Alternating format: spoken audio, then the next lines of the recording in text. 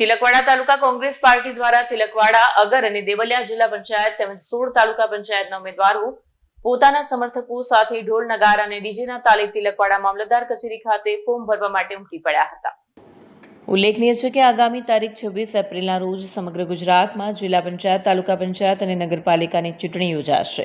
આ ચૂંટણી માટે દરેક પાર્ટી દ્વારા પોતાના ઉમેદવારની પસંદગી કરીને નામ જાહેર કરવામાં આવ્યા છે।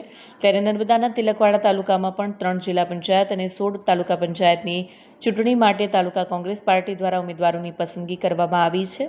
આ ચૂંટણી માટે ફોર્મ ભરવાની કામગીરી ચાલુ છે। ત્યારે તિલકવાડા કોંગ્રેસ પાર્ટી દ્વારા ખૂબ ઉત્સાહ સાથે તાલુકાની 3 જિલ્લા પંચાયત અને 16 તાલુકા પંચાયત સીટ માટે ઉમેદવારો ફોર્મ ભરવા માટે ઉમટી પડ્યા હતા। વિડીયો જર્નાલિસ્ટ વસીમ મેમણ સાથે Satya TV news, Narmada. Ready, આજે જે આપ ફોર્મ ભરવા આવ્યા છો તે સંદર્ભે આપ શું કહેશો?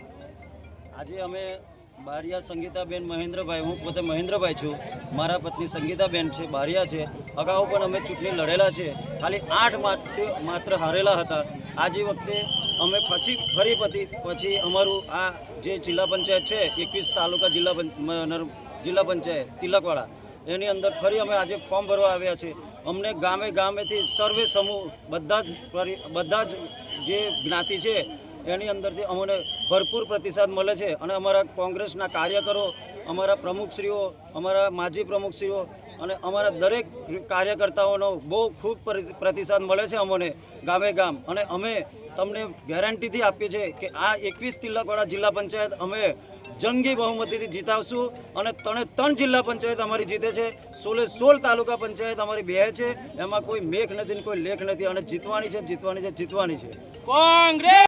આજ રોજ તિલકવાડા તાલુકાના તિલકવાડા જિલ્લા પંચાયતના ઉમેદવાર સંગીતાબેન મહેન્દ્રભાઈ બારિયા આજે કોંગ્રેસ પક્ષ તરફથી તિલકવાડા ખાતે ફોર્મ ભરવા માટે આવ્યા છે અને આની સાથે જ તિલકવાડાના જે 4 થી 5 હજાર જે જન સમર્થકો છે તે પણ આજે આ ફોર્મ ભરવા માટે આવ્યા છે। આ વખતે તિલકવાડાની જનતાએ નક્કી કર્યું છે કે આ વખતે કોંગ્રેસ પક્ષને ફૂલ ભરપૂરથી વોટ આપવાના છે, ખોબે વોટ આપવાના છે અને બહુ જંગી મતોથી કોંગ્રેસ પાર્ટીને જીતાડવાના છે। સાથે સાથે છેલ્લા 25 વર્ષથી આ ગુજરાતની અંદર તાનાશાહી અને ભ્રષ્ટાચાર જે ભાજપ સરકાર ચાલી રહી છે અને જડમૂળથી તોડવાનો સંકલ્પ આજે ગુજરાતની જનતાએ જો કર્યો હોય ત્યારે અહીંયા આગળ સમગ્ર જે જનતા ઊભી છે એમને પણ અમે પણ એ સંકલ્પને સ્વીકારીએ છીએ અને તમને વિશ્વાસ અપાવીએ છીએ કે આ ભ્રષ્ટાચાર ભાજપને અમે જડમૂળથી તોડીને અમે આ વખતે ગુજરાતની અંદર કોંગ્રેસનો લહેરાવવાના છે।